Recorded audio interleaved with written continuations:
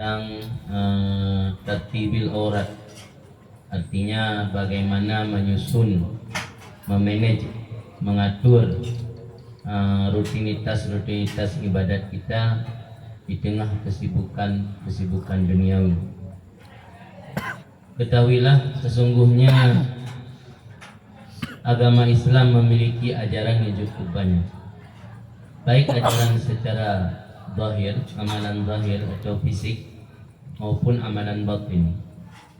Amalan zahir saja, setelah kita beriman dan bersyahadat bahwa tidak ada Tuhan melainkan Allah dan sesungguhnya Muhammadlah Rasulullah, kita memiliki kewajiban salat, ada kewajiban puasa, kewajiban zakat, kewajiban haji dan umrah bagi yang sudah mampu, dan juga kewajiban-kewajiban yang lain yang merupakan rutinitas amalan kita setiap hari, belum lagi amalan-amalan sunat dalam rangka untuk mendekatkan diri kepada Allah Subhanahu wa taala. Namun di sisi yang lain, yang namanya manusia memiliki berbagai macam aktivitas dan kesibukan duniawi, membuat kita lalai daripada aktivitas-aktivitas kewajiban dan rutinitas kita, dikarenakan tuntutan kehidupan, apalagi di tengah persoalan ekonomi seperti masa sekarang ini. Imam Ghazali memberi tawaran dan mengajar kita tentang bagaimana memanage, mengatur aurat. Aurat itu apa yang menjadi rutinitas kita disebut aurat. Bukan aurat atau wirdun. Wirdun biasa orang memaknai dengan wirid, tapi wirid itu bermakna rutinitas, baik itu berupa salat, baca Quran, zikir, dan amalan-amalan taat yang lainnya. Itu namanya wirdun. Bukan wirid berarti harus la ilaha illallah, subhanallah. Jadi wirid rutinitas kita yang bahagian daripada ketaatan, apakah itu wajib atau sunat, itu namanya wirid. Berkata Imam Ghazali, ketahuilah sesungguhnya ibadat yang telah kami jelaskan di belakang, artinya ibadat mulai dari salat, puasa, zakat, haji, baca Quran, berzikir, kemudian menjaga ukhuwah Islamiyah, interaksi sesama manusia, interaksi dengan tetangga, interaksi dengan keluarga.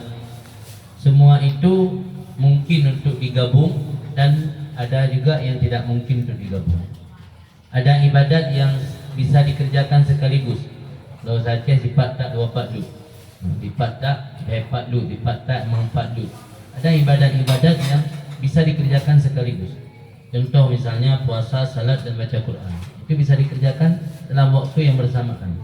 Kita meniatkan puasa, melaksanakan salat, dalam salat membaca Al-Quran surat yang panjang. Berarti menggabungkan qiraah, baca Quran, salat, dan puasa. Ini ibadat yang bisa dikerjakan sekaligus.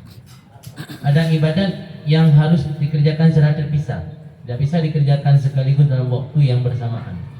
Contoh, misalnya baca Quran, zikir, dan melaksanakan hak-hak orang ramai. Ketika kita melaksanakan hak orang ramai, kita tidak mungkin melaksanakan salat. Misalnya ada tetangga mau buat hajatan, ada keluarga, orang kampung mau buat hajatan. Kita sebagai umat Islam yang diikat oleh persaudaraan keimanan dituntut untuk meringankan beban saudara kita yang ingin mengadakan hajat. Kita dituntut untuk membantu mereka, baik membantu secara fisik maupun membantu secara materi. Ketika kita datang membantu saudara kita yang ingin mengadakan hajatan atau ingin mengadakan kondangan, tidak mungkin saat yang bersamaan kita melaksanakan baca Quran. Datang ke rumah orang mau pasang tenda, masa bawa Quran? Datang ke rumah orang mau masak sambil salat, buat sajadah, buat tasbih sambil berzikir, masak di rumah orang. Itu kampung bukan han masak ya, atau kelewatan masak. Jadi ada ibadat yang bisa digabung dalam waktu yang bersamaan, ada ibadat yang harus dipisah-pisah. Ini pertama yang harus kita paham. Mana ibadat yang bisa digabung, mana ibadat yang tidak bisa digabung. Ketika kita tahu ada ibadat yang bisa digabung, kita bisa mengamalkan konsep sifat tak empat dulu. Begitu kita masuk masjid, pertama jangan lupa yang itikaf. Kemudian selisih beda antara amalan sunat dengan amalan wajib 70 derajat. Wajibkan itikaf. Bagaimana cara mewajibkan itikaf? Bernazar. Nazar tu itikaf muddata iqamati fi hadzal masjid. Aku bernazar itikaf selama aku berada dalam ini masjid. Itikaf yang hukumnya sunat berubah menjadi wajib karena nazar. Selisih pahalanya 70. Kalau itikaf biasa pahala 1, itikaf wajib karena dengan nazar pahalanya 70. Begitu masuk masjid, lakukan salat. Kita sudah dalam kondisi itikaf, karena meniatkan itikaf. Lakukan salat. Kemudian ketika kita salat, kita baca ayat Quran yang panjang yang bisa kita hafal, atau kalau tidak bisa hafal, boleh sambil pegang dengan tangan. Ini karena persoalan tidak biasa saja. Masyarakat kita tidak terbiasa membaca Quran sambil membuka mushaf.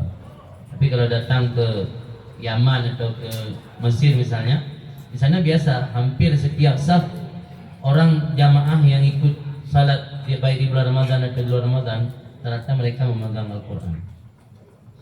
Malah orang yang sudah hafid sekalipun dia memegang Quran. Ketika kita tanya sama ulama yang sudah hafid, kenapa tuan guru masih pegang Quran? Biar tangan saya dapat jatah pahala memegang mushaf. Biar mata saya dapat jatah pahala melihat tulisan mushaf. Jadi kalau orang hafal Quran, paling hatinya atau pikirannya yang dapat pahala.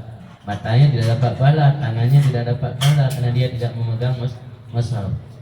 Jadi orang yang benar-benar menginginkan amalan saleh, menginginkan amalan taat, dia akan mencari celah dan peluang untuk mengumpulkan kebaikan sebanyak-banyak mungkin. Sama seperti orang berdagang, orang berjualan, berniaga. Dia akan memanfaatkan momen, misalnya menjelang Lebaran, anak-anak biasanya banyak mencari mainan. Orang jual pakaian, kan tidak ada connect antara jual pakaian dengan jual mainan anak-anak. Tidak connect jual kelontong dengan jual mercon atau jual kembang api karena menjelang Lebaran. Tapi dalam rangka demi untuk mencari keuntungan sebanyak-banyaknya, kita mau melakukan apapun. Yang penting untungnya ada.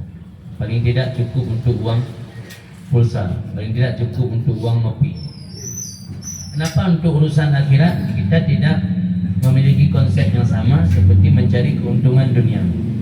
Kalau keuntungan duniawi kita mau memanfaatkan segala situasi dan kondisi untuk meraih untung sebanyak-banyaknya, kenapa untuk urusan akhirat kita tidak mau bersusah payah, tidak mau mencari hilah untuk memperbanyak keuntungan dan laba pahala sebanyak mungkin?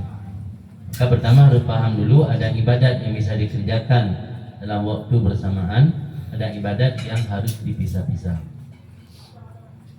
Kemudian ketika ibadat harus dipisah-pisah, tidak mungkin dikerjakan dalam waktu yang bersamaan. Bagaimana prinsip kita? Pertama, kata Imam Ghazali, prioritaskan dulu waktu kamu dari pagi sampai sore untuk kebaikan. Pertama, ketika kita bangun pagi, setelah selesai salat subuh, apa yang kita prioritaskan dulu? Tentu hak untuk anak dan istri ketika kita masih di rumah. Itu dulu yang kita penuhi. Setelah selesai memenuhi hak-hak mereka, yang itu juga bahagian daripada ketaatan, baru kita keluar mencari rezeki. Karena mencari rezeki juga bahagian daripada tuntutan agama. Malah salah satu daripada etos kerja yang dicontohkan oleh Rasulullah SAW. Dan jangan lupa Allah memberi satu ganjaran luar biasa orang yang mencari nafkah, apalagi dia mengalami kesusahan dan kesempitan hidup. Minat dunubun la yukaffiruha illal hammu fi talabil ma'isyah, sabda Rasulullah. Sebahagian di antara dosa-dosa, ada dosa yang tidak mampu menebus dosa tersebut kecuali kesusahan dalam mencari penghidupan. Jadi orang yang cari rezeki di luar, walau sulitnya minta ampun, susah payah dalam mencari rezeki, tapi ketika niatnya benar, dengan niat ingin memberikan yang halal buat anak dan isteri, ingin mencari rezeki yang halal walau dengan segala kesusahan dan keruwetan, namun Allah memberi satu ganjaran, yaitu la yukaffiruha minadz dzunub, dzunubul la yukaffiruha illa alhammu fi talabil ma'isyah. Jadi susah dalam mencari rezeki digantikan Allah dengan dihapus dosa-dosa kita. Barangkali kita bisa merenung, kenapa saya susah mencari rezeki? Apa ketika saya masih muda melakukan dosa yang sangat berat, dosa yang barangkali tidak ada jalan untuk mendapat keampunan, illa alhammu fi talabil ma'isyah, susah dalam mencari rezeki. Tentu apapun yang menjadi takdir Allah ada hikmah, ada kebaikan di balik itu semua. Walaupun secara zahir kita melihat takdir Allah mungkin bagi kita kurang bahagia atau kurang mengenakan, tapi ketahuilah setiap apapun ketentuan Allah ada hikmat yang tersimpan di balik itu semua. Manusia tidak lepas dari dua nikmat. Pertama nikmat ijad, yang kedua nikmat imdad. Itu manapun manusia memiliki dua nikmat tersebut. Nikmat ijad artinya Allah mengadakan kita, yang mana sebelumnya kita Adam tiada. Siapa yang mengadakan kita? Yang sebelumnya ada. Yang mengijadkan kita Allah. Itu disebut nikmat ijad. Nikmat ijad yang Allah berikan kepada siapapun makhluk hidup di permukaan bumi ini mendapatkan nikmat ijad dari Allah. Kemudian yang kedua nikmat imdad. Nikmat imdad maknanya al-madad, bantuan. Imdad nikmat Allah berikan kepada kita untuk keberlangsungannya hidup kita. Setelah Allah menciptakan kita, siapa yang memberi nikmat sehingga kehidupan kita berlangsung? Siapa yang memberi nikmat sehingga kehidupan kita masih eksis? Kenapa ketika orang tua melahirkan kita, kita tidak meninggal? Kenapa? Siapa yang memberi keberlangsungan hidup sampai hari ini? Itu namanya imdad. Allah memberi rezeki, Allah memberi nafas, Allah memberi kehidupan, memberi kesehatan, itu namanya nikmat imdad. Oleh para ulama membagi dua, imdad ada dua macam. Ada imdad hissi, ada imdad maknawi. Imdad hissi nafas, imdad hissi itu rezeki, imdad hissi itu kehidupan, imdad rezeki itu makan, minum, itu imdad hissi. Mana hissi imdad yang bisa kita dapatkan dengan indera. Ada satu lagi imdad maknawi. Ini yang tidak diberikan kepada orang-orang sembarangan, tapi hanya orang-orang pilihan. Apa makna imdad manawi? Imdad manawi ilmu, iman dan makrifah. Ilmu, iman dan makrifah tidak diberikan secara bebas. Hanya orang-orang pilihan yang Allah berikan ilmu, iman dan makrifah yang biasa disebut dengan imdad manawi. Jadi kalau kita mengatakan Allah tidak memberi nikmat, salah. Semua makhluk hidup itu sudah menikmati nikmat Allah, minimal nikmat ijad dan nikmat imdad. Maka karena itu kita diperintahkan untuk mensyukuri nikmat tersebut dengan cara mengabdikan diri pada jalan yang mendatangkan ridha Allah. Kemudian ketahui olehmu, sesungguhnya tujuan daripada ibadat itu untuk apa? Apa sebenarnya tujuan kita diperintahkan Allah untuk beribadat kepadanya? Kenapa tidak setelah Allah menciptakan kita dibiarkan saja kita bebas, suka-suka hati, mau ibadat silakan, nggak mau ibadat juga silakan, mau tidur-tidur saja silakan, ke hati kita, sama seperti binatang misalnya. Nah, kenapa Allah memerintahkan kita untuk melaksanakan ibadat? Jawabannya, maksud daripada ibadat ta'kidul unsi bizikrillah, untuk mengukuhkan, untuk menguatkan ada rasa ketenangan hati kita dengan mengingat Allah. Unsu, apa makna unsu? Unsu diterjemah secara harfiah jinak hati. Ada rasa senang, rasa nyaman dalam bahasa lain. Jadi tujuan ibadat untuk bagaimana mengukuhkan seorang hamba dia merasa nyaman dengan Allah. Coba lihat orang yang sering beribadat, dia akan merasakan ketenangan hati, merasa tenang bersama Allah. Tapi orang yang lalai jauh daripada ibadat, malah dia merasakan ketika kita ajak ke tempat ibadat, seakan-akan ada satu hal yang membuat dia tidak nyaman, ingin cepat-cepat keluar dari tempat tersebut, ingin cepat-cepat selesai. Tuum badan katanya. Mereka terus ke tempat ke kasut badan. Hati karena hati golong berzina, hati golong rasa nyaman dan tenang. Lawan daripada unsu namanya wahsyah. Wahsyah liar. Ada rasa asing namanya wahsyah. Katanya baru mencuri ngoreng golong get tatuong. Anda dijik pegah barang kamu, ini kan asing. Kita dengan Allah merasa asing, kita merasa nyaman. Berarti yang merasa asing dengan Allah, sebaliknya merasa nyaman dengan manusia. Ini tidak bisa digabungkan. Orang yang merasa nyaman dengan manusia, dia merasa asing dengan Allah. Orang yang merasa nyaman dengan Allah, dia akan merasa asing dengan manusia.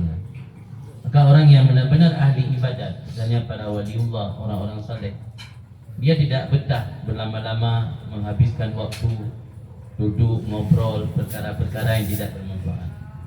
Dia tidak betah duduk di warung kopi berlama-lama, tidak betah duduk membahas perkara-perkara yang tidak ada manfaat dunia dan akhirat, karena dia sudah merasa nyaman dengan ibadat.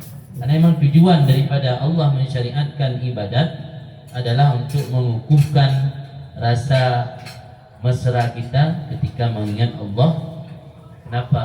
Agar ketika kembali nanti ke akhirat dalam keadaan merasa bahagia. Wala yas'ad fi daril khulud, tidak akan bahagia nanti di negeri kekal, yaitu di akhirat, kecuali orang yang datang menghadap Allah dalam keadaan mencintai Allah. Kembali ke akhirat dalam keadaan cinta kepada Allah, itulah karakter orang yang berbahagia nanti di akhirat. Kembali kepada Allah dalam keadaan belum mencintai Allah, ada rasa seperti ada yang tertinggal di dunia, tidak siap. Kenapa orang takut mati? Karena belum siap. Orang takut mati karena belum siap. Masih ada yang dia cintai tertinggal di dunia. Misalnya gambaran contoh lain, orang merantau 10 tahun tidak pernah bertemu orang tua. Ketika lebaran dia pulang dalam keadaan hati bahagia karena orang yang dia cintai sebentar lagi akan bertemu. Tapi coba sebaliknya, orang yang terikat manja dengan orang tua, ketika kita suruh merantau kuliah misalnya atau cari rezeki, merantau jauh dari orang tua, dia akan berat untuk pergi karena orang yang dia cintai tinggal di belakangnya. Sekarang terserah kita mau jadikan yang kita cintai di belakang, kita membelakanginya, atau menjadikan yang kita cintai di hadapan, kita akan menghadap kepadanya.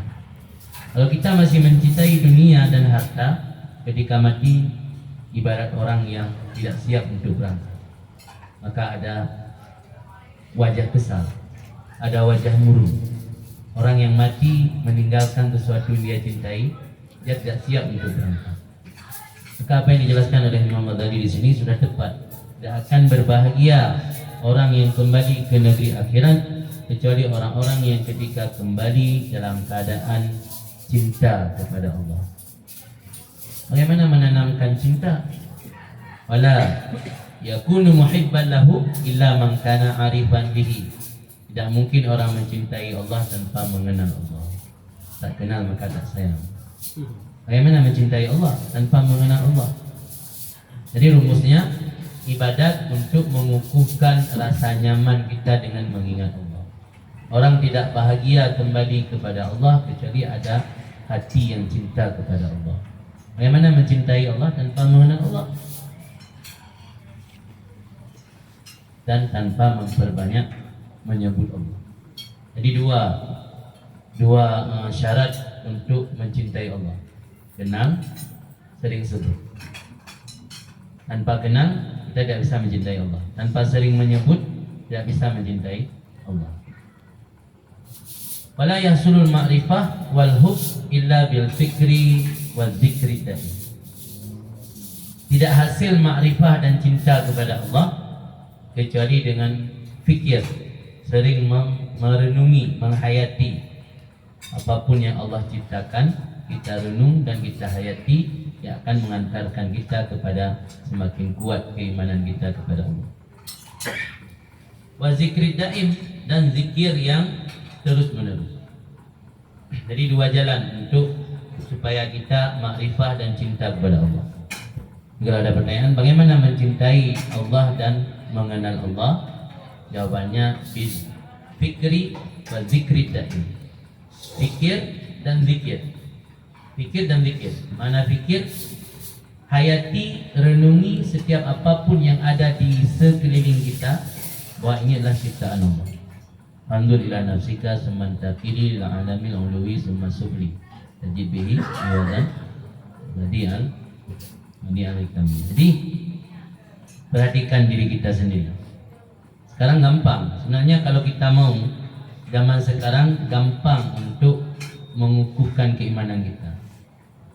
Orang bisa melihat apa yang ada pada tubuh kita, jutaan saraf yang ada pada tubuh kita, siapa yang memberi aliran darah pada tubuh kita, siapa yang memberi nafas. Itu saja kalau kita hayati, itu akan menambahkan keimanan kita. Tak usah jauh-jauh. Fandur ila nafsika, perhatikan kepada diri kamu. Enggak usah alam galaksi tadi, apa segala. Enggak usah alam galaksi, enggak usah ke antariksa, enggak usah ke planet Mars, ke planet-planet yang lain. Tubuh kita sendiri coba kita perhatikan. Di situ kita akan menemukan kekurangan dan akan menemukan kelemahan. Saat kita meyakini dan mengetahui kelemahan pada diri kita, baru kita mengakui adanya kekuasaan Allah. Itulah maksud man arafa nafsah arafa rabbah. Siapa yang kenal dirinya, dia akan kenal Tuhan. Makna kenal diri, mengenal dirinya lemah dan butuh kepada zat yang akan beri pertolongan kepadanya. 3 saja coba Bapak Ibu praktekkan. Coba tarik nafas terus menerus, tidak berhenti. Sanggup tidak? Tidak.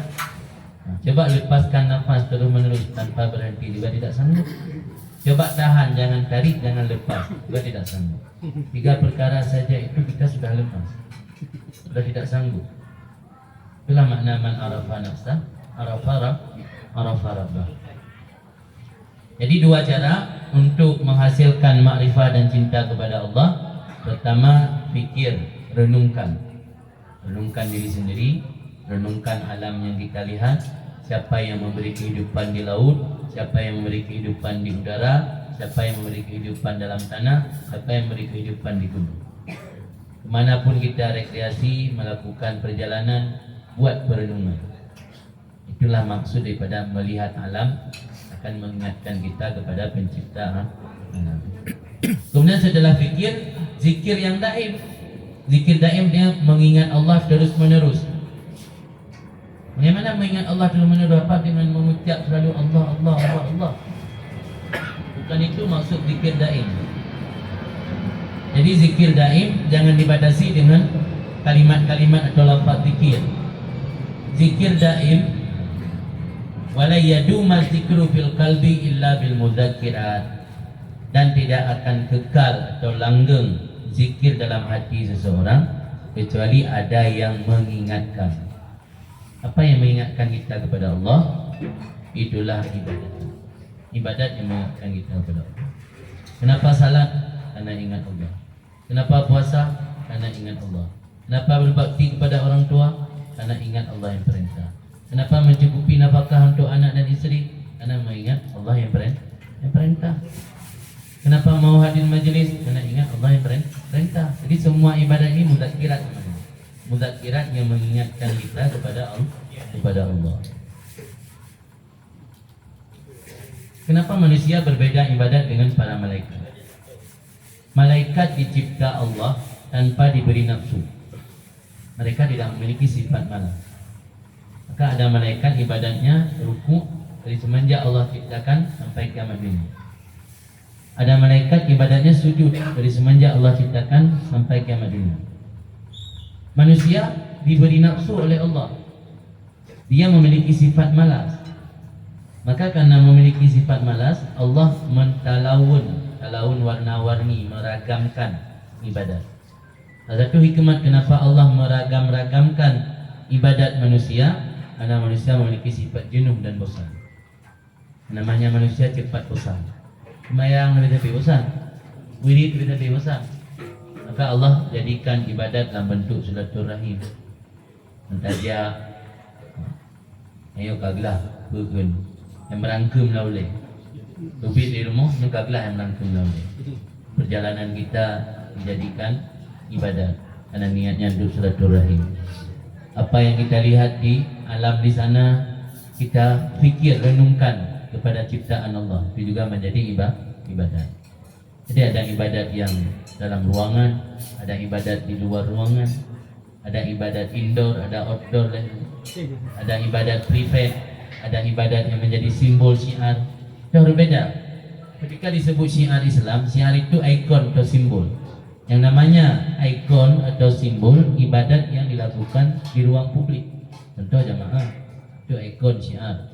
Takbir malam hari raya, itu syiar. Ibadat haji syiar. Adapun ibadat-ibadat dilakukan secara privasi, itu bukan syiar. Tahajud bukan syiar, duha bukan syiar, zikir bukan syiar. Karena ibadat yang dilakukan secara privasi itu bukan simbol. Yang menjadi simbol Islam yang dilakukan secara berjamaah, dilakukan secara kolektif, dia menjadi simbol. Takbir hari raya itu simbol, salat hari raya itu simbol Islam, jamaah simbol Islam, salat Jumat simbol Islam. Jadi ibadat beragam sekali ibadat.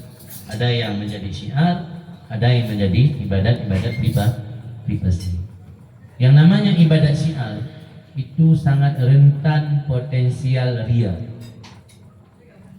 Karena kita melakukan di ruang publik, sangat besar potensi ria. Maka Allah membagi ibadat dua ragam. Ketika gagal kita mendapatkan ridha Allah dengan ibadat yang kita lakukan di ruang publik, kita bisa memanfaatkan ibadat privasi. Tapi coba bayangkan kalau seandainya ibadat hanya satu macam, hanya ibadat dilakukan di ruang publik. Ketika kita tidak sanggup menahan ria, akhirnya gagal, ibadat kita lakukan sia-sia. Maka nasihat salah seorang ulama, sepatutnya orang alim yang mana aktivitasnya sering di depan publik, dia harus memiliki satu ibadat khusus antara dia dengan Allah, di mana tidak ada orang yang tahu. Kalau kita lihat Imam Syafi'i membagi waktu 3 waktu. Ada satu waktu beliau untuk beribadat bainahu wa bainallah, antara dia dengan Allah. Karena kalau seorang ustaz atau tunku sering ibadatnya di depan publik, ngajar dah pasti depan publik, taklim dah pasti depan publik. Mungkin taklim sendiri di kamar. Kemudian mengajak orang untuk baca maulid, baca zikir berjamaah dan apapun amal kebaikan lain, sudah pasti depan publik. Maka kata Imam Syafi'i, Imam Nawawi dalam satu makalah depan beliau, kenapa para fuqaha itu jarang yang mendapatkan karamah? Karena amalan mereka sangat potensial ria, jarang ada keikhlasan. Karena ketika kita beramal di ruang publik, ini sangat rentan, sangat sulit untuk menjaga. Tapi kalau amalan privasi, ini gampang karena tidak ada yang tahu. Jadi kita sendiri yang membeberkannya. Maka amalan yang privasi itu harus benar-benar dijaga agar tertanam keikhlasan kita kepada Allah. Adapun amalan yang di ruang publik, itu bisa kita dapatkan pahala dengan cara yang lain. Misalnya melalui menjadi motivasi bagi orang, itu juga bisa mengalir pahala buat kita. Atau dengan cara lain, ada idkhal surur misalnya. Kita bersedekah untuk anak yatim, tujuan mau pamer, kita posting, apalagi ada rencana mau nyalek, kita kasih bantuan untuk fakir miskin. Walau pahalanya kurang karena tidak ada keikhlasan, minimal dapat pahala idkhal surur, membahagiakan orang. Jadi ada amalan yang ketika kita gagal mendapat pahala karena amalan tersebut, tapi ada sisi lain yang membuat kita bisa mendapatkan pahala, itu idkhal surur. Jadi karena itu di sini dijelaskan Tidak mungkin untuk mengingat Allah selalu dalam hati kecuali ada perkara-perkara yang mengingatkan, yaitu ibadat-ibadat yang kita lakukan secara intensif. Dan karena beraneka ragam ibadat dalam memberi pengaruh untuk mengingat Allah, maka kita harus memilih salah satu di antara sekian banyak ibadat sunat, apa yang paling cepat memberi pengaruh. Ada orang cepat pengaruh dengan salat tahajud, ada orang cepat pengaruh dengan berpuasa. Ini beda-beda pengaruh. Nah, yang orang kaya misalnya, apakah ibadatnya yang paling baik? Belum tentu dengan baca Quran. Fakir miskin, apa ibadat yang paling baik? Belum tentu dengan bersedekah. Karena keutamaan ibadat seseorang itu tergantung anugerah yang Allah berikan pada orang itu. Misalnya seorang pejabat, apa ibadat terbaik? Bukan ibadat privasi, menggunakan kekuasaannya untuk menolong agama Allah. Itu ibadat terbaik seorang penguasa. Bukan salat tahajud, bukan baca yasin, baca Quran. Jam 10 belum masuk kantor, masih baca yasin. Mana Pak Wali Kota? Jam 10 belum masuk kantor, rakyat sudah menunggu, ingin mengurus urusan. Ternyata masih salat doa, masih habiskan salawat 100.000 kali. Jam 12 baru masuk kantor. Itu bukan amal terbaik. Amal terbaik seseorang itu menurut anugerah yang Allah berikan. Orang yang memiliki harta, amal terbaik infak, menggunakan harta untuk menolong orang. Orang yang Allah berikan ilmu, amal terbaiknya menghilangkan kebodohan orang. Amal terbaik orang yang diberikan Allah kekuasaan, memanfaatkan kekuasaan untuk menolong agama Allah.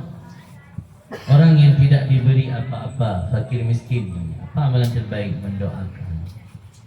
Tapi kapan mereka mau mendoakan yang lain sementara orang lain tidak peduli sama mereka? Kapan negara ini tegak? Ada 4 unsur. Pertama, bi'adilil umara. Kemudian bi'ilmil ulama. Pertama bi'ilmil ulama, bi'adilil umara, bisakhawatil aghniya, bidu'ail fuqara. Keempat ini harus bersatu. Pertama, ilmu para ulama. Kenapa ini yang pertama? Karena tanpa diajarkan ilmu, para pemimpin tidak tahu cara bersikap adil. Para aghnia, orang kaya, tidak tahu bagaimana memanfaatkan harta mereka untuk jalan kebaikan. Jadi ilmu para ulama, keadilan para pemimpin, pemurah para orang kaya, kemudian yang terakhir doa orang tua. Seandainya yang 3 di belakang ini tidak ada, pemimpin zalim, ulama cuek, tidak mau peduli keadaan umat, tidak mau memberikan ilmu, menyampaikan ilmu. Orang kaya pun tidak peduli kepada orang fakir. Kira-kira orang fakir ini mau mendoakan mereka? Malah orang fakir akan menjadi predator, pembunuh, akan mencuri harta orang kaya, akan melempar penguasa yang datang ke kampung mereka, dan akan menjelek-jelekkan ulama. Ini akibat karena ilmu ulama tidak jalan, keadilan pemimpin tidak jalan, kemudian yang terakhir sakhawah, dermawannya orang kaya pun tidak jalan. Maka benar apa yang dikatakan oleh salah seorang ulama Mesir, "Idza ra'aita faqiran fi biladil mu'minin wa idza ra'aita al-faqiran fi biladil muslimin fa'lam anna hunaka ghaniyan saraka malam." Apabila kamu melihat orang fakir di negeri orang muslim, maka ketahuilah bahwa di sana ada orang kaya yang mencuri hartanya. Karena kalau jalan aturan Islam, tidak wajar ada orang miskin dan fakir di negeri muslim. Dengan zakat saja sudah luar biasa, menyalurkan zakat produktif sudah luar biasa membantu orang-orang fakir. Tapi kenapa juga ada orang fakir di negeri orang muslim? Karena ada orang kaya yang tidak memenuhi hak mereka. Ada orang kaya yang cari-cari hilah agar tidak membayar zakat. Ada orang penguasa atau pemimpin yang menzalimi hak mereka. Maka karena demikian, kalau ingin keempat-empatnya berjalan, semua harus kembali kepada posisi masing-masing. Ulama dengan ilmunya, orang yang memiliki harta dengan kedermawanannya, pemimpin dengan keadilannya, baru orang fakir. Mereka rela berdoa, hajat mereka disampaikan. Penguasa peduli kepada, prihatin kepada kondisi masyarakat fakir miskin. Para ulama juga kasih sayang dengan mereka. Maka mereka rela berdoa. Kami anak tak perlu lihat baik dalam doa. Tak berangkat kau. Kita yang kebigatin ya Allah. Orang lain hendak peduli dari tim doa karunya. Berkeror demi tanam doa dan doa kau.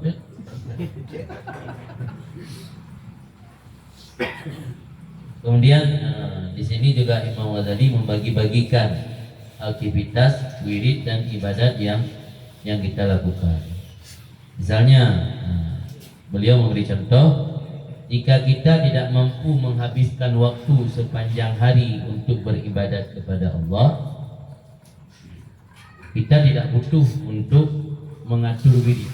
Jadi yang butuh mengatur wirid kalau memang kita berusaha untuk memaksimalkan aktivitas ibadat kita kepada Allah.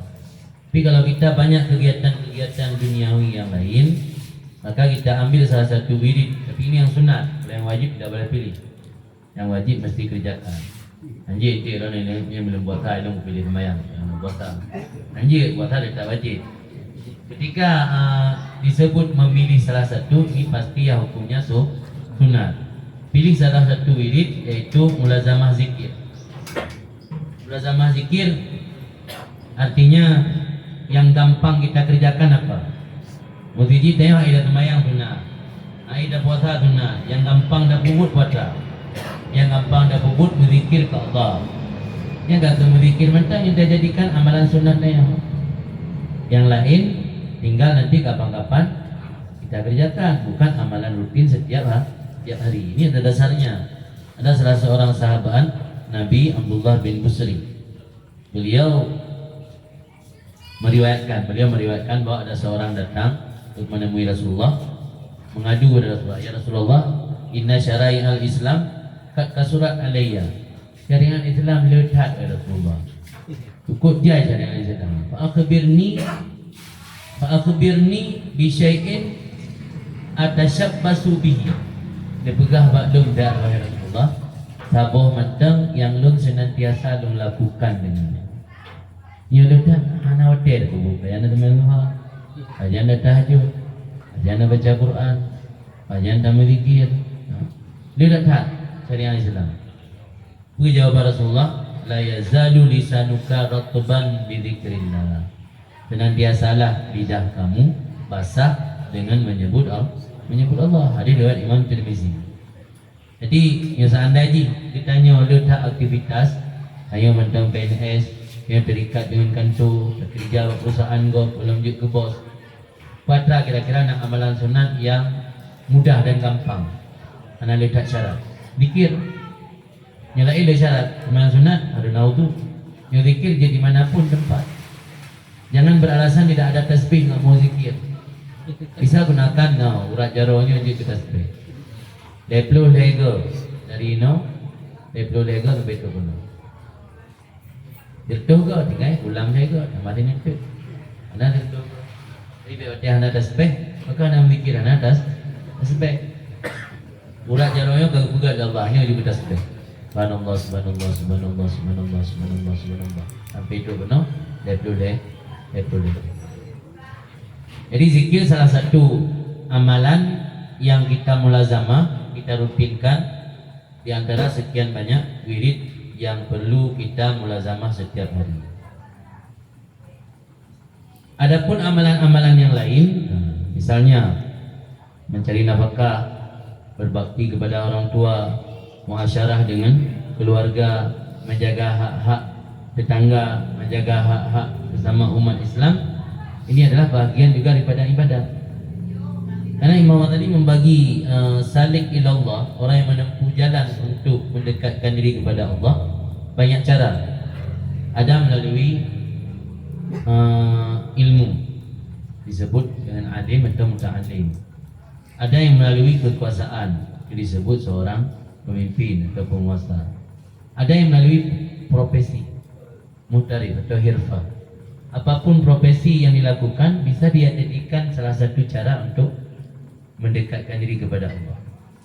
Jadi mendekat diri kepada Allah tidak mesti dengan harus ibadat di sajadah, ibadat dalam masjid. Profesi apapun yang kita kerjakan sehari-hari bisa kita jadikan sebagai sarana untuk mendekat diri kepada Allah. Yang penting kita awali dengan niat baik. Ni hana jeroh niat menikah pun hana pala. Tujuan pala. Tujuan menikah. Yang menikah karena karena banyak orang yang seleting dengan kita atau yang selevel dengan kita sudah nikah, biar nggak dikatain TBL atau mati plat. Dia menikah karena untuk ikut mati plat itu. Kenapa lah menikah? Kapan nikah dapat pahala? Karena hukum asal nikah memang khilafiyah ulama. Ada yang mengatakan mubah, bukan sunnah. Ini pendapat yang mengatakan hukum nikah mubah, baru ada sunat ketika ada pandangan dalam batin kita menikah karena mengikuti Rasulullah. Tapi kalau menikah sekedar untuk menuruti hawa nafsu, anak tayo ingin, hana mungkin tak selesaikan keinginan tayo dengan cara-cara yang haram, menikah hanya sekedar untuk melampiaskan nafsu seksual tayo, ya hana pala menikah. Payah berana pala ketika tak menikah supaya menganda jalan yang diridai oleh Allah, baik jalan harum yang berana pala. Pero tak kaya lagi. Jadi batasannya sangat tipis. Niat betul maka jadi ibadah. Niat hanya betul maka jadi ibadah. Sama kayak baju puisi. Kita makan untuk apa? Karena hanya sekedar menuruti selera. Karena selera tanya masuk ke mie Aceh, atau selera tanya ke kuah Aceh Raya. Jadi baju makanan karena menuruti selera saja. Karena niat tanya untuk menjadi energi ibadat, kebaikan. Kenapa lah? Nasi tanya berbakti ke anya, bahkan puan bakah ke anya, lebih berapa? Lebih pepek inam. Kalau naya dah rata takut isteri rata. Ya, apa lah? Dihek tapi cana bakah, puan bakah hanya sekedar pepek inam, mengatengah, menghadapu tengah, karena dia tak protek, ya tidak berpahala. Baru berpahala ketika apapun yang kita lakukan ingat dan pasang niat kita untuk menjalankan perintah Allah. Allah berperintah batanya penuhi nafkah kepada ahli keluarga. Minta nafkah tu tak penuhi, menjalankan perintah Allah, itu baru berpahala. Jadi dalam hidupnya memandum berawal dari niat. Yang mentang yang mudah untuk berbanyak amalan kebaikan dalam kehidupan sehari-hari, awali dengan niat. Apapun yang kita lakukan asal bukan perbuatan yang melanggar agama, awali dengan niat yang baik. Jangan niat untuk dunia saja. Maka nanti dunia hamma. Siapapun yang adalah dunia itu hamma. Hamma ini kalau bahasa Melayu hala tuju atau tujuan. Orang yang menjadikan dunia tujuan hidupnya, ja'alallahu faqrah, farraqallahu amrah, wa ja'ala faqrah baina aini. Artinya orang yang menjadikan dunia sebagai tujuannya, Allah akan cerai-beraikan urusannya. Lepu yang dah bubut hantruk, biutit karab sukses kali gagal. Allah cerai-beraikan urusannya dan Allah jadikan kefakiran di depan matanya. Artinya sabi hansip. Pada cukup dia harta. Kedai kedua boleh nak gudang dalam wilayah kaji distributor tunggal lah. Tapi hansip tapi. Maka hansip karena Allah menjadikan kefakiran di depan mata. Alam ya'tihi minad dunya ila ma kutibalah. Rezeki dia tak merempak ubah yang kau tulis hangga saya. Tetap rezeki ubah yang kau tulis oleh Allah. Letak dan minta ubah yang kau tulis.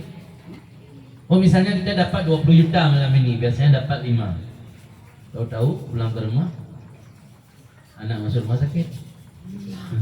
Anak yang terakhir masuk rumah sakit. Anak yang pertama tabrak orang di jalan. Akhirnya uang yang lebih 15 juta tadi kita keluarkan untuk biaya tersebut. Yang tinggal berapa? 5 juta. Berarti rezeki kita 5 juta bukan 20 juta. 15 juta lagi itu persinggahan.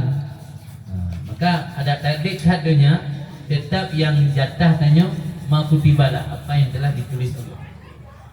Tapi sebaliknya, wa man kanatil akhirat niyata, barang siapa yang akhirat niatnya, isyajama Allahu amrah, Allah akan menghimpun perkaranya, dan Allah akan menjadikan kekayaan dalam hatinya, dan dunia datang bersimpuh tunduk di hadapannya. Ini janji Nabi, ini hadis sahih. Nabi yang bersabda, Nabi tidak mungkin berbohong.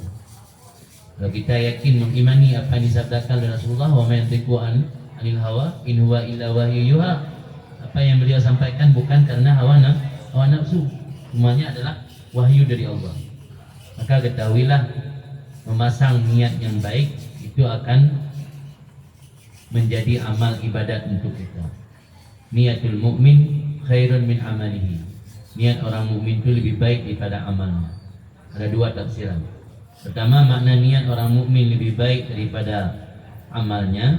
Kalau amal berpotensi riya, kalau niat dalam hati tidak ada yang tahu, sudah pasti lebih baik niat ketimbang amal. Kemudian ada juga makna niatul mukmin khairun min amalih. Dhamir amalihi kembali kepada orang kafir. Niat orang mukmin itu lebih baik daripada amalnya orang kafir. Artinya orang mukmin baru genit mentang aku tulis pada Allah. Orang kafir dah kubut kan haji tanpa iman, ana merumpa ana nampak lepu. Orang kafir tidak dapat pahala kalau dia berbuat baik. Oh, ada pendapat ulama mereka diberi balasan, tapi ketahuilah balasan diberikan kepada orang kafir di dunia, tidak ada di akhirat. Caranya Allah mensukseskan usaha mereka, memberi kesehatan kepada mereka, kepada keluarga mereka, memberi kehidupan yang bahagia di dunia kepada mereka. Maka dunia ini digambarkan surga bagi orang kafir dan penjara bagi orang mukmin. Karena nikmat yang akan didapati oleh orang mukmin di akhirat nanti, walau mewah cat udip dalam dunia, kita banding dengan akhirat, dunianya ibarat penjara. Sebaliknya orang kafir, walau mewah cat kehidupan orang kafir di dunia, bila dibanding dengan akhirat, ternyata dunianya adalah penjara. Begitu kira-kira maksud daripada hadis tersebut.